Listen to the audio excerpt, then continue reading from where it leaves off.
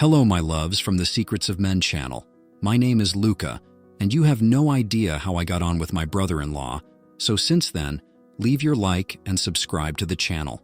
The night was cold and silent in Chicago, one of those typical winter nights when the city seems to sleep under a blanket of fog and shadows. I was lying in bed, and I knew I needed to sleep, but my thoughts were elsewhere.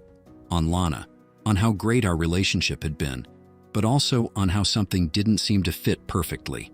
I liked her. She was smart, funny, with a smile that lit up any room. But there was something else, something I didn't understand, something that stirred my stomach in a strange way. Lana lived with her brother Ethan. He had always been a somewhat enigmatic figure to me. In the few meetings we'd had, he'd been reserved, but with an attentive, curious gaze, almost as if he were constantly observing, as if he had a perception that was sharper than words could say. And that day, for some reason, something told me that I wasn't just going there to sleep in their house. I was going to a crossroads. Lana had invited me to spend the night. It was nothing new, we'd done it before, but this time it would be different. I knew that, although I couldn't explain why. When I told my mother about the idea, she didn't seem very excited. "I don't know, son. I find this whole thing about you living with your brother strange, don't you? Take it easy," she had said, with that tone of someone who wants to be careful, but at the same time doesn't know how to act. She was sure that something had changed, but she didn't know what. I went to the bathroom and gave my face a quick wash, trying to get rid of the tired feeling that seemed to weigh on my shoulders. The mirror gave me back a familiar face, but my expression was distant, as if a part of me was somewhere else. I put on my most comfortable black leather jacket and went out to find Lana. Lana and Ethan's house wasn't far away, just a few blocks. She was anxious about my arrival, as always, but the anxiety didn't seem to be hers alone. When I arrived, she greeted me at the door with a quick, welcoming kiss. "Hi, love, I'm so glad you're here. Ethan's in the living room. He really wanted to get to know you better." That was something I hadn't expected to hear. So far, my interactions with Ethan had been quick and cordial, but nothing that made me think he really wanted to spend more time with me. Maybe he was trying to be more receptive. I didn't know. As I entered the living room, Ethan's eyes were on me, and what I saw was something I hadn't expected. He was sitting on the sofa, his feet up on the coffee table. He wore a dark t-shirt and worn jeans, the style simple but well-fitted. His presence seemed to occupy the space around him, more than he was actually physically there. It was as if he were a kind of shadow that permeated the environment, and his relaxed posture disguised something else, something difficult to identify. He raised his head and smiled when he saw me, but his smile wasn't exactly what I expected. It wasn't a friendly smile, but something more enigmatic, as if he knew something I hadn't realized yet. "So, Luca," his voice was deep, but with a touch of softness that made me think. He looked me up and down with an attention that was hard to ignore. "Lana always talks about you a lot." "I'm glad to hear it," I replied, trying to keep the conversation light. The last thing I wanted was to look uncomfortable, but something in his gaze made me feel exactly that. As if he was evaluating me, testing me. Lana, seeing the atmosphere becoming more tense, quickly intervened. "I'll make us something. Would you like something to drink?" She smiled and walked away to the kitchen, leaving the two of them alone for the first time. The silence between Ethan and me was almost palpable. I didn't know what to say, so the silence went on for a few more seconds. The problem, however, wasn't the silence itself, but the way Ethan looked at me, in no hurry to break it. He seemed to be waiting, as if he knew something was about to happen, but that I still didn't know what it was. He wasn't the type to talk too much. His eyes spoke more than any words he could say. Finally, he spoke. "So, how did you and Lana meet?" The question was simple, but the way he asked it seemed to go beyond simple curiosity. "We met at work. I'm a graphic designer. She works as a marketing coordinator. We spent a lot of time together. She was always a great colleague. Then things flowed naturally."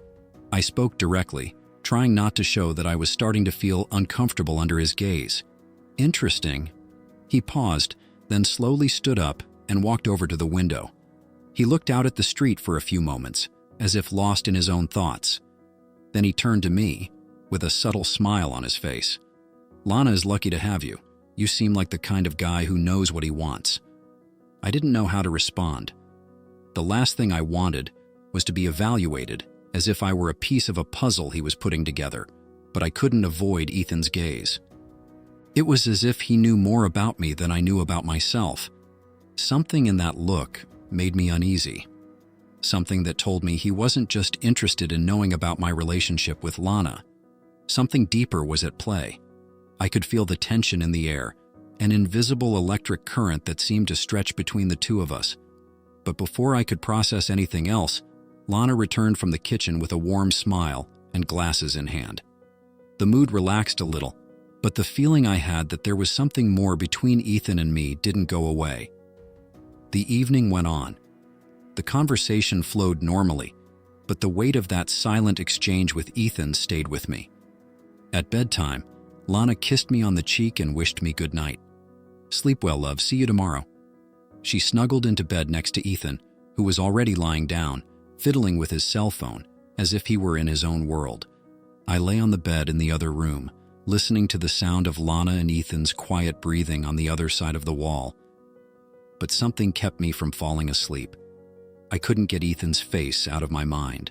That night, what seemed like a simple visit to Lana's friends was turning into something more complex, darker. And I knew, for some reason that I still couldn't explain, that it would be the last time I would see Ethan in the same way. It was a week after the first time I slept over at Lana and Ethan's house. I couldn't stop thinking about that look in Ethan's eyes, that tension between the two of us, the way he seemed to observe everything with a subtle but penetrating interest. Since that day, the relationship between the two of us seemed different, as if something had changed irreversibly, even without words. The fact that I was there again, in that same house, didn't make anything go away. On the contrary, it only made the feeling grow. I was lying on the sofa in my apartment on a quiet Friday, but my mind was far from there. The phone vibrated, breaking the silence that enveloped me. It was a message from Lana. "Hey love, I'm heading home after work. How about you come by later? Ethan's going out later with some friends, so it'll just be the two of us." My response was immediate, almost automatic, but with a sense of hesitation in the background. I knew I should be looking forward to seeing Lana, but that story with Ethan was still consuming me. I couldn't put into words what was happening to me, but the feeling that something was about to happen between the two of us, as if I was on the edge of a precipice, was undeniable. I went to the closet and took out the coat I always wore when I went to visit them. I didn't know exactly what to expect, but a part of me felt that the evening would be different. I arrived at Lana's house just before the time she had asked me to, and was immediately greeted with her warm smile. She was wearing a skirt and a long-sleeved blouse, with her hair tied up in an uncomplicated way. She always looked so naturally beautiful, so at ease with herself. I really liked Lana. She was my safe haven, always calm and reliable. But today, that day, she seemed distant from me, as if our connection was a little looser.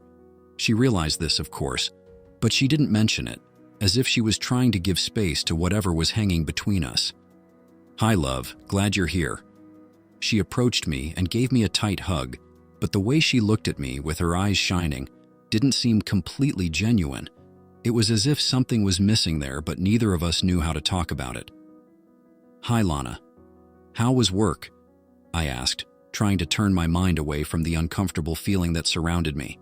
Tiring, you know how it is." She smiled, but soon realized I was elsewhere, my gaze distracted, trying to avoid contact with her. The tension between us didn't go unnoticed. "You seem distant. Is everything all right?" I took a deep breath, trying to organize my thoughts. Something was happening that I couldn't ignore. I knew that what was growing in me shouldn't happen, but somehow it seemed inevitable. "Yeah, I guess I'm just tired. A long day." I tried to make my answer sound natural, but I couldn't help the discomfort that was building up inside me. She looked at me with an expression that mixed concern and curiosity, but she didn't insist.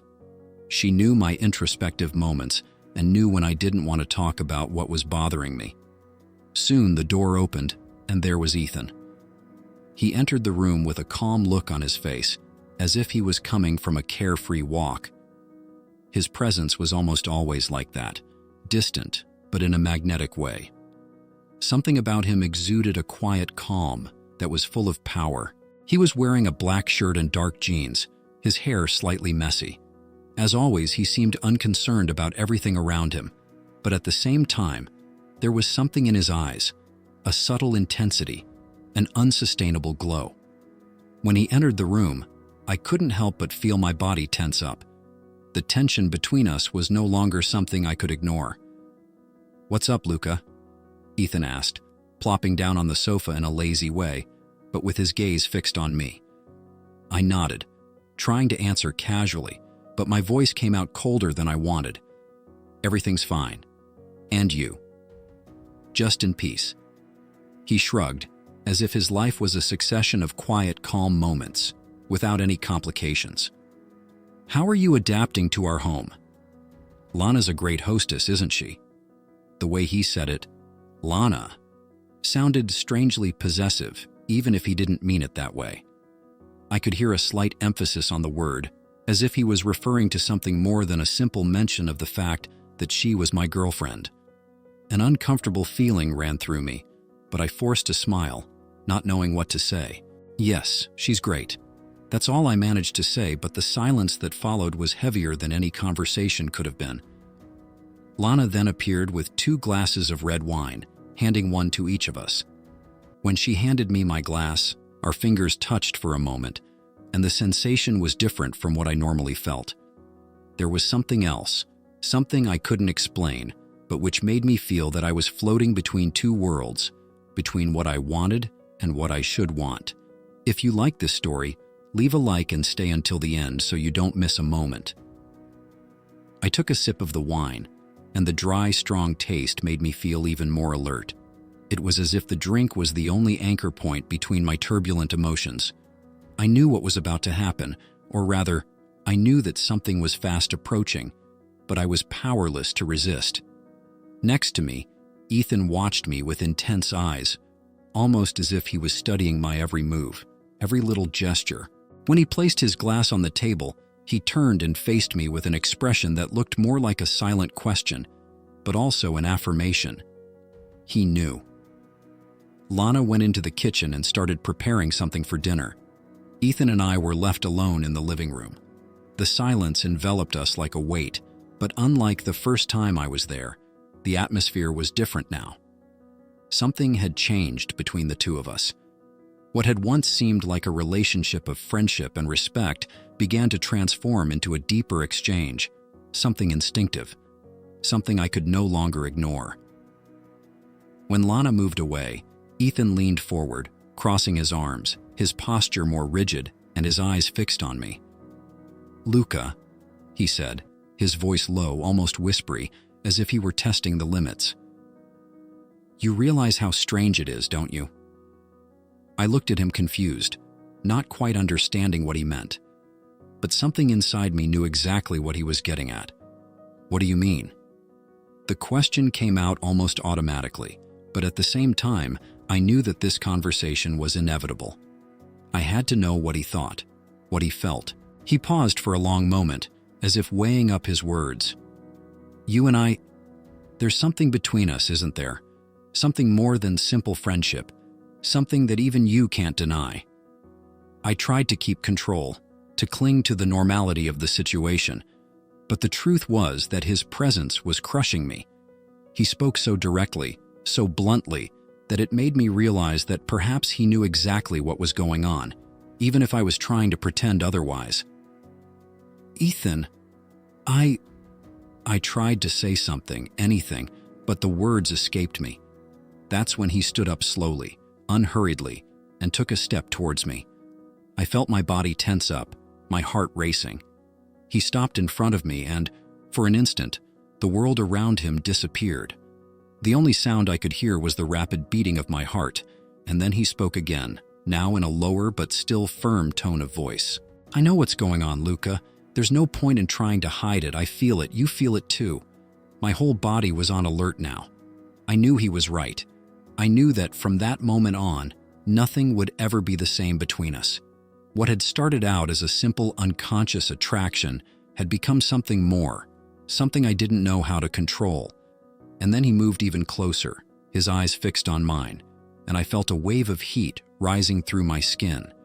The tension between us was palpable, and I knew that at that moment, I was facing a choice that could change everything.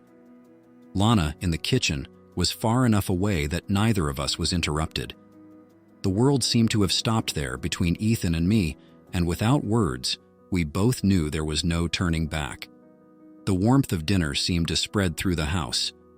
Lana had prepared a simple but delicious meal, a homemade lasagna with cheese sauce and fresh herbs, accompanied by a crunchy salad. The aroma of the food invaded the room, interrupting the tense atmosphere that had settled between Ethan and me. I knew this dinner would be different. I knew that nothing would be the same after the conversation we'd started having, and I still didn't know how to handle it. Lana was in charge of the kitchen, stirring the pots and singing softly to the song playing on the radio.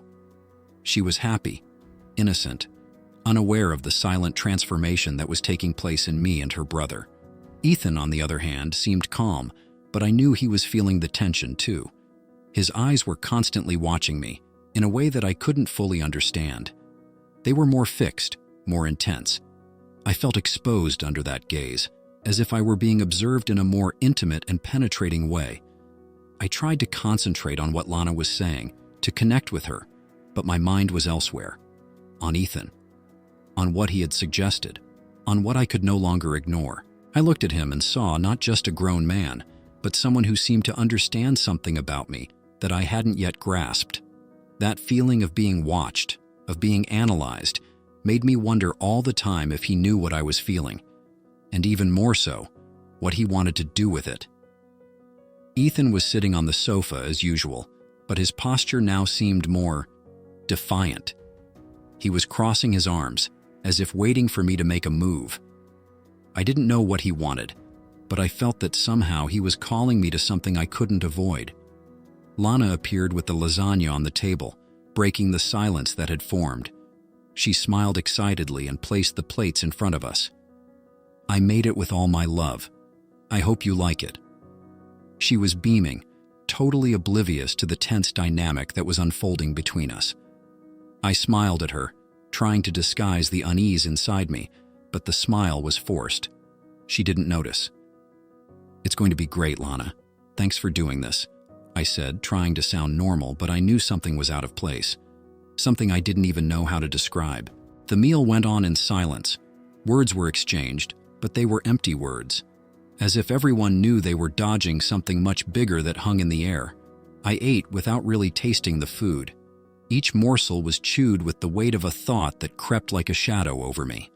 During dinner, Ethan was silent. He watched me with a penetrating gaze, almost as if he was expecting something from me.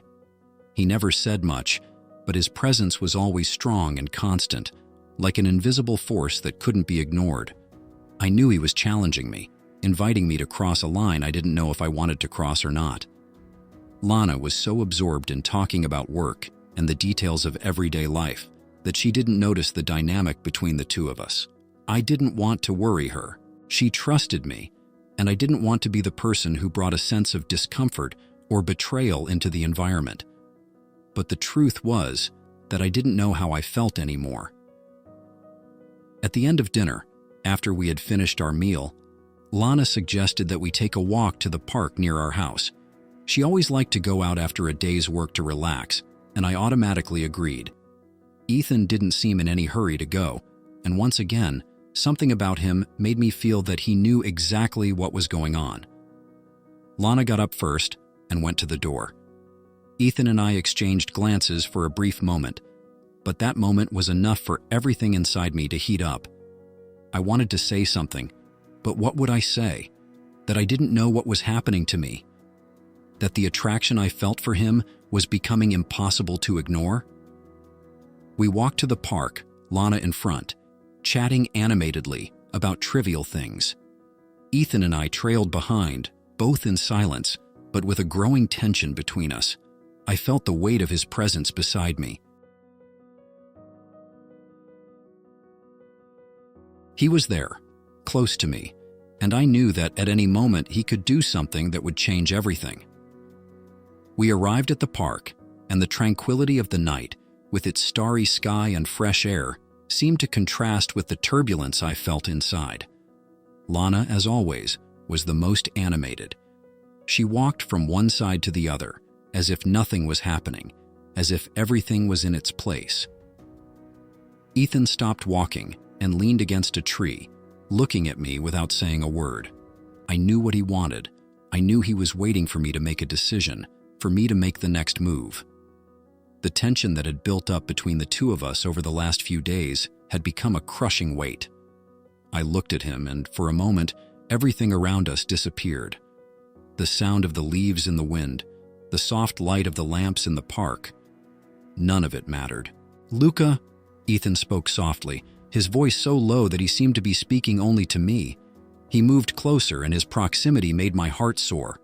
I was aware of every movement, every breath, as if time had slowed down. "You can't go on ignoring what's happening between us. I know how you feel. You feel it too, don't you?" I cringed internally, but I couldn't answer right away. What could I say? The truth was, yes, I did. I felt an irresistible attraction to Ethan, something that seemed much stronger than anything I had ever experienced. But that was wrong. I was with Lana, and she didn't deserve that. "Ethan," I finally managed to say it, but the word came out weak, almost without force. I was fighting against an invisible chain that was pulling me towards him, and no matter how hard I tried, I couldn't break free. "I don't know what to do with this. I don't know how to deal with what I'm feeling." He took a step closer to me, and now our closeness was undeniable. I could feel his breath, the heat of his body, the intensity of his gaze. It was as if he was waiting for me, waiting for this weakness that deep down I knew was beginning to give way. "You don't have to do anything, Luca. Just feel it," he whispered, his face so close to mine that I could see every detail of his eyes, every inch of his expression, and it took my breath away. Lana was far away, distracted by something up ahead, and at that moment, the world seemed to have disappeared. I looked at Ethan, saw the desire in his eyes, and for a second, a thought, an idea, crossed my mind. Maybe it was time to take the next step. I wanted it. I knew I wanted it. But at the same time, the weight of guilt began to weigh heavily on my chest. "We can't do this, Ethan," I said, my voice tighter, trying to break the spell he had cast over me. But my words were faltering, and the truth was that I didn't know what I was saying anymore. He didn't answer, but his gaze continued to challenge me, inviting me to cross a line I wasn't sure I was ready to cross. He knew the moment was approaching, and once again he wasn't in a hurry. He was waiting, and then without a word, he took a step back, and the moment broke. I took a deep breath, as if I had finally managed to regain some control over the situation. Lana called out to us from afar, and we both came back to reality. The night, the park, the walk. Everything seemed more distant now. I knew that what had happened there, between me and Ethan, would change everything. And deep down, I knew there was no going back. What would you do if the person you love was with someone you know? Leave it in the comments. The night in the park was short. I had tried to convince myself that just letting that moment with Ethan slip away without anything else was a sign that I was making the right decision. But something inside me told me that by leaving that encounter behind, I had only postponed what was to come. I knew that what happened between us wasn't something trivial. It wasn't just a momentary curiosity or a passing attraction. There was something more, something deeper, that even I couldn't understand. When we got home, Lana was smiling, animated, telling stories about her day, about colleagues at work, about something she'd seen on TV. I listened to her with distracted attention, my mind still caught up in everything that had happened that night. Not just what Ethan had said, but the way he looked at me, as if he knew something I still didn't have the courage to admit to myself. I wanted to run away from it. I wanted to run away from this uncontrollable desire that was growing in me. But at the same time, every time I saw Ethan, every time he spoke or just stayed silent, I felt an inescapable need to be close to him. When we got home, Lana went straight to the bathroom, leaving Ethan and me alone in the living room. I sat on the sofa, nervous, trying to process everything that was happening. Ethan didn't move, but he didn't leave either. I could feel the weight of his presence, as if he was watching me at all times, waiting, calculating. The silence that fell between the two of us was dense, almost palpable. Every second seemed like an eternity. I wanted to say something, to break the ice, but I couldn't. Then it was Ethan who got up first. He went to the window and looked out onto the street, as if he was trying to observe something outside, but I knew his thoughts were on me. "You're scared, Luca." His soft voice cut through the silence like a blade. It was a statement, not a question. He knew. I didn't know what to say. I didn't know how to answer. But somewhere inside me, I knew he was right. I was afraid, but not of what he thought.